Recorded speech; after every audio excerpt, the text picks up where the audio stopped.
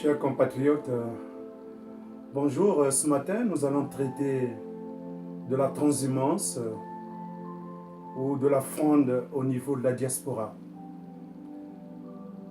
La diaspora de Paris ne va pas faire l'objet de notre réflexion aujourd'hui parce que Paris a été suffisamment infiltré dans le passé.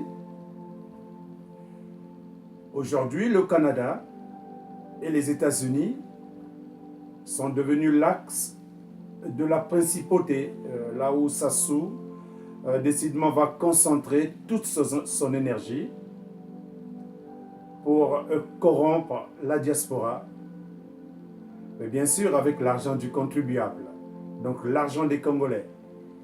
Les Congolais croupissent dans la misère, les Congolais sont muselés, tués, assassinés tous les jours que Dieu fait. Et nous voyons au niveau de la diaspora du Canada des personnes qui montent au créneau pour faire la morale à ce gouvernement, pour blâmer même ce gouvernement. Mais dans les coulisses, ces mêmes personnes entrent en collusion avec des personnes, d'autres, qui rentrent au Canada dans le but de venir diviser la diaspora. Et vous constaterez que ces personnes que vous retrouverez par rapport à ma traçabilité, vous les reconnaîtrez et elles-mêmes, ces personnes, se reconnaîtront. Je vais prendre l'histoire à la fin. Le samedi qui vient de s'écouler, Niali Gomez s'est retrouvé avec un groupe. À la tête de ce groupe, un prétendu chef de parti. Ce prétendu chef de parti était dans un groupe qu'on appelait le collectif. Et dans ce collectif, il y avait justement les Congolais du Canada qui ont mené un certain nombre d'actions au niveau du Québec et du Canada également. Finalement, pour des raisons multiples que je ne vais pas expliquer maintenant, il y a eu donc une scission. C'était en réalité une assemblée qui devait déterminer le lieu où devrait se réunir le collectif qui était devenu la convention, la diaspora des Congolais du Canada. Alors, lors du vote, donc dans un consensus électif, au niveau de ce collectif, il était question qu'on choisisse entre Montréal ou Oshawa. Alors, la majorité s'est dégagée pour Oshawa. Ceux qui avaient choisi pour Montréal ont donc pris la décision de ne pas aller à Oshawa, malgré qu'ils étaient minoritaires. C'est ainsi que ce collectif va être séparé. Quelles que soient les raisons qu'on va greffer là-dessus, donc des raisons de transhumance, des raisons d'ambivalence, des raisons de vouloir toujours être le chef. Alors cette fois-ci, on a constaté qu'il y avait plus chef que soi. Alors ce petit groupe a formé une autre corporation qu'ils ont appelée le Congrès ou je ne sais pas trop quoi. Et le groupe qui était majoritaire est allé à Oshawa, a tenu son assemblée générale, et une équipe d'administrateurs a été mise en place. Cette équipe, c'est le directoire, donc l'actuel directoire de la convention de la diaspora des Congolais du Canada. Alors, il est piloté par 5 administrateurs, identifiés et référés par le gouvernement du Canada. Alors, qu'est-ce qui s'est passé? J'ai dit le samedi, ils se sont retrouvés autour de Niali Gomez. Bien sûr, après plusieurs entretiens téléphoniques, une rencontre, puis le samedi, c'était l'ultime rencontre pour présupposément ficeler un parti politique. Donc, un autre parti politique dans plusieurs partis politiques. Alors, selon Niali Gomez, ce parti politique se prévaudrait donc d'assumer la continuation de la dynamique Jean-Marie Mukoko. Mais attendez, même si on ne veut pas discerner là-dessus, ceux qui ont fait la géométrie savent que nous partions des hypothèses. pour entrer dans la conclusion. Bien sûr, après, il faut procéder. Il faut faire une démonstration pour aller chercher la note. Nous savons également qu'il y a des hypothèses concluantes. Ceux qui sont experts de la matérialité vont encore nous exhiber, amenez-nous les preuves. Mais c'est comme ça, c'est la culture française. Je me souviens également lorsque nous allions rencontrer les autorités du Canada, malgré que nous produisions les preuves qu'ils demandaient, qu'ils exigeaient, alors qu'ils sont au courant de tout ce qui se passe au Congo-Brazzaville. Il y a des moyens de contrôle satellitaires, il y a des moyens de contrôle par les renseignements, donc l'espionnage et le contre-espionnage, les renseignements à tous égards ou tous azimuts. Et voilà, on nous exige des preuves, mais on apporte les preuves matérielles. Et lorsque les preuves sont là, la diplomatie se tait. Et Sassou continue à tuer à Brazzaville. Sassou muselle à Brazzaville, Sassou assassine. La dernière victime, c'est Tourou. Oh, les uns diront que Tourou a tué les Congolais, c'est vrai. Mais le même Tourou, lors de son anniversaire, s'était amendé, comme tous les coupables qui ont travaillé avec Sassou. Celui-là va se déclarer comme ayant commis des fautes, des erreurs, qu'il ne pourra jamais réparer, ni de son vivant, ni maintenant qu'il est mort. Mais il avait déclaré bien dégager sa séparation avec Sassou, tout comme les Ekomi Salissa, les Polé Makaé et autres Jean-Marie Moukoko qui se sont séparés de Sassou. Mais Sassou, on ne se sépare pas de lui. Si on se sépare d'avec Sassou, ben on est ou tué ou mis dans les geôles ou de la DGST ou à la maison d'arrêt où règne en maître le fils de Oba Aponou, donc le colonel Oba Aponou. Voilà, c'est ce système crapuleux qui utilise maintenant des stratégies tentaculaires. Ils ont infiltré le Canada en tant que par Niali Gomez. Ce groupe qui se réclame du Congrès est allé rencontrer Niali Gomez avec d'autres groupes. La dernière rencontre, c'était le samedi, nous le précisons, et supposément créer un parti qui défendait Jean-Marie Moukoko. Mais pardon, de quel Jean-Marie Moukoko parlons-nous? Celui qui est en prison? J3M? Que Sassou a incarcéré au motif qu'il était candidat à l'élection présidentielle, une élection qu'il a gagnée, une élection qui nécessitait un deuxième tour. C'est cette même dynamique qu'on voudrait donc assumer la continuation avec Niali Gomez, le Congrès et autres affidés. Non, ce sont des besoins alimentaires. Ce sont des besoins de trahison, mais comment voulez-vous que la diaspora réussisse à faire tomber Sassou? Comment voulez-vous que ceux qui se réclament de l'opposition ou des résistants prétendent faire tomber Sassou, alors que toutefois que quelqu'un est infiltré ou en Europe ou maintenant aujourd'hui au Canada, mais il y a toujours les mêmes Congolais qui ont des parents qui ne sont pas tués et qui trouvent toujours l'occasion d'aller se regrouper autour des personnes que Sassou envoie ici. Parce que nous avons dit tantôt que Niali Gomez était dans le conseil économique de Sassou Nguesso. Niali Gomez est un proche de Sassou Nguesso. J'avais dit tantôt que Vincent Gomez était le neveu de Niali Gomez. Vous connaissez les Niali. Ce n'est pas une petite famille au Kouilou, ce n'est pas une petite famille au Congo-Brazzaville. Alors Niali Gomez, c'est un grand homme, il est charismatique, c'est un économiste. Il est avec Sassou, franc-maçon, dans le groupe politique. Mais il faut trouver un moyen.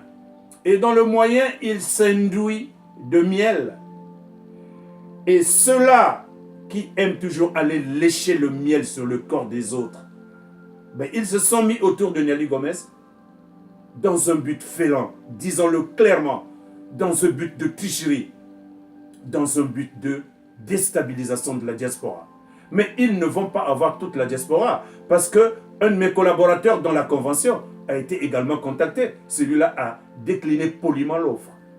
Mais ceux qui sont spécialistes de la continuation ont continué à entretenir des relations téléphoniques avec les collaborateurs de la convention. Et eux, ils sont en dehors de la convention, donc supposément dans le congrès. ils ont continué à entretenir des relations téléphoniques avec Niali Gomez. Ce n'est pas interdit. Ils sont allés à des réunions avec Niali Gomez. Vous me direz que ce n'est pas interdit. Mais alors, pourquoi donc vous interdisez à ceux qui sont autour de Sassou de lécher les bottes de Sassou? Pourquoi critique-t-on Sassou si lui qui tue, qui entretient les Panama Papers et autres détournements crapuleux, qui entretient le crime, paye les mercenaires mais ne paye pas les étudiants, paye les milices mais n'entretient pas les retraités? Alors dès que Sassou diligente quelqu'un ici, on se met autour de lui. Mais quelle est la différence? Celui qui vient, il vient au nom de Sassou. Donc c'est un administrateur de Sassou. Donc c'est un envoyé, un émissaire de Sassou. Et ceux qui se mettent autour de l'émissaire de Sassou, qui sont-ils? Est-ce que ce n'est pas des collabos? Vous voulez des preuves? Mais ils étaient en réunion le samedi. Et ils ont été encore en réunion et ils ont eu beaucoup d'appels téléphoniques. Ce sont les mêmes qui ont quitté le collectif. Ce sont les mêmes qui ont quitté la convention. Ce sont les mêmes qui aujourd'hui deviennent membres du Congrès. Ce sont les mêmes qui veulent aller aux États-Unis pour aller former sûrement un groupement à l'appel du Kradig. Mais c'est encore les mêmes qui sont en train de proposer, vous verrez sur Facebook, surtout que Facebook a encore donné la possibilité d'un direct, qui sont en train de proposer d'autres groupements. Mais pourquoi on nous en veut, nous autres? Mais parce que nous essayons de dire la vérité. Au temps du NED, il y a eu un incident que je ne veux pas expliciter ici. L'incident m'a été rapporté en tant que doyen, en tant que coordonnateur de la convention. Ben, j'ai mené une analyse systématique. Avec mon profil d'ingénieur, ayant travaillé 23 années à l'Agence transcongolaise de communication, donc habitué aux investigations, non seulement techniques, technologiques, mais aussi professionnelles.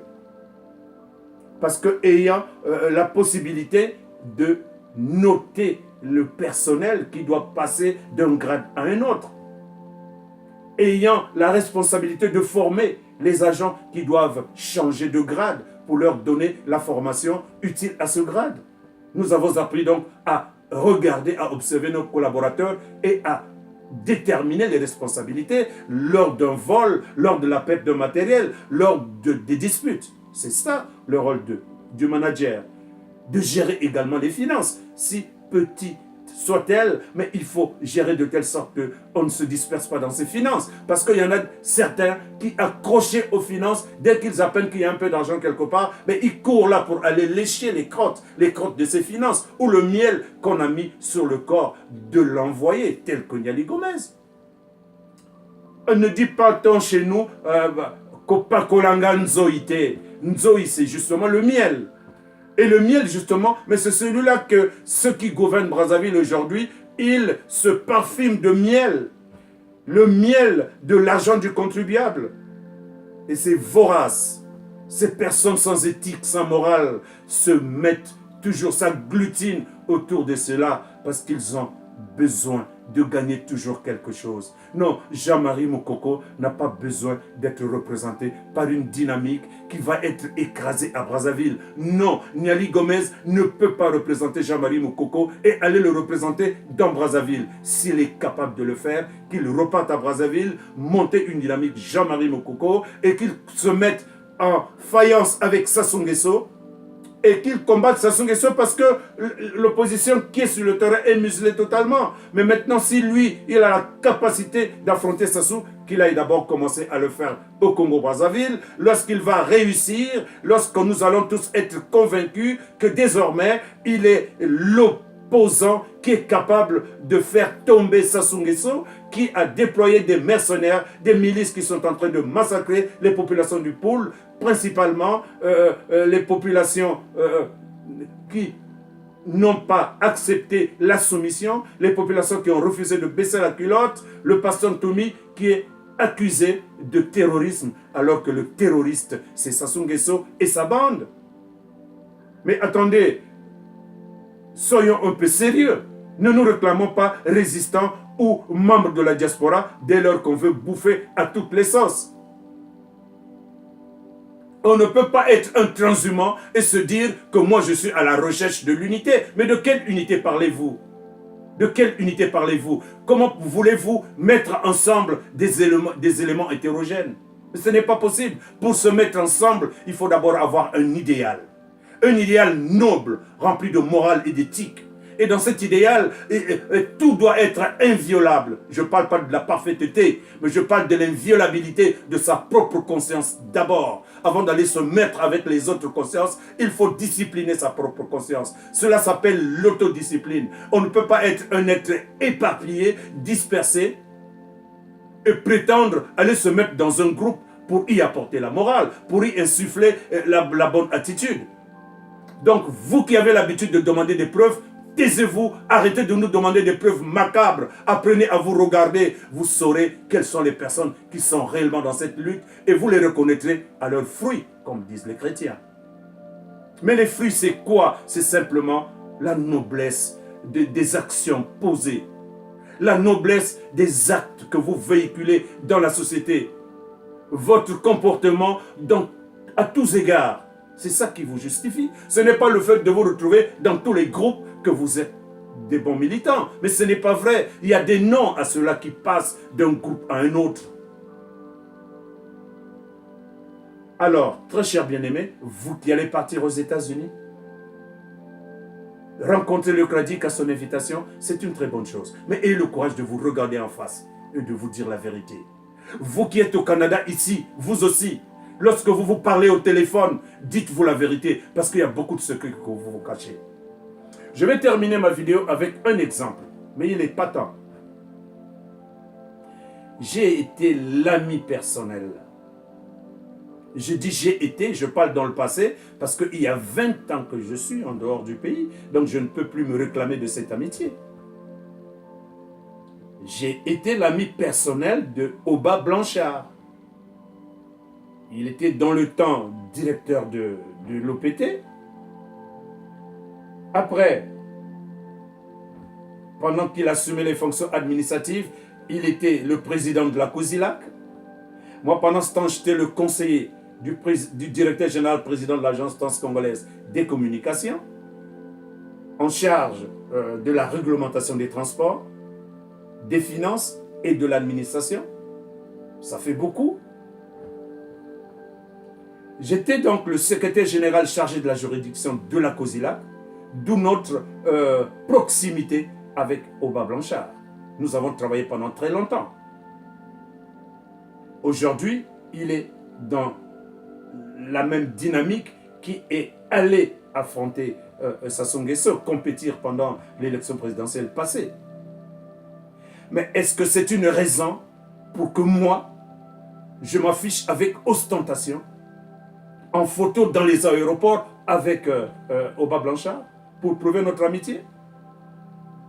Est-ce que ce n'est pas mesquin ou infantile de décider de faire un voyage, d'exhiber son billet aux yeux et aux yeux de tout le monde dans un aéroport ou dans le hublot d'un avion, ou de s'afficher avec un membre de la famille de Sassou Nguesso?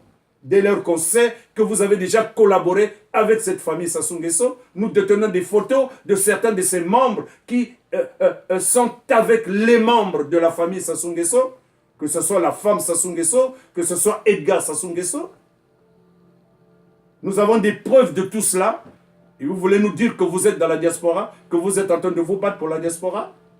Mais c'est des histoires, ça. Et si seulement on demandait à la GRC de venir vérifier ce que nous sommes en train de dire, mais on va vous retrouver là dans vos appels téléphoniques. On va vous retrouver là avec Niali Gomez le samedi lors de cette réunion et tant d'autres réunions. Mais on va aussi vous poser la question de savoir où est-ce que vous trouvez un certain nombre de finances que vous avez pour voyager tout le temps, pour certains, pour exhiber ces billets avec ostentation dans les aéroports. Où est-ce que vous trouvez cet argent à tout moment? Nous sommes tous au Canada. Nous travaillons chacun à sa manière.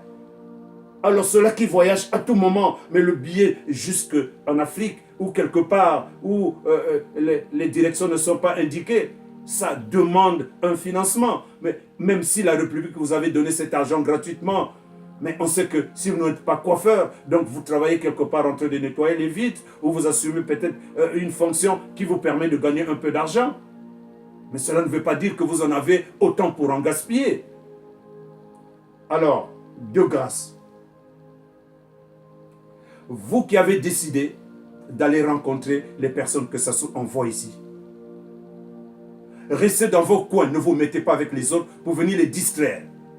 Vous avez le droit de faire vos vidéos pour tromper les Congolais parce que les Congolais refusent l'esprit d'analyse. Parce que les Congolais refusent de prendre leurs responsabilités. Dès que quelqu'un annonce un direct, ben ils viennent s'agglutiner là, en train de balancer des cœurs, en train de balancer des likes, alors qu'en réalité, ce sont des gens qui viennent vous distraire. Ce sont des gens qui viennent vous tromper. Ils collaborent avec le pouvoir de Sassou Nguesso. Les preuves sont là. Vous voulez les preuves? Allez les chercher vous-même. Ne venez pas me les demander. Elles existent. Elles sont vivantes. Et vous connaissez ces t-shirts. Ce sont les mêmes. Et ces personnes-là n'ont pas changé. À leur âge, ça va être difficile que ces personnes changent. Parce que tant qu'on continue à collaborer avec un pouvoir criminel et incestueux, alors on est autant criminel que ce pouvoir. Voilà, j'ai terminé.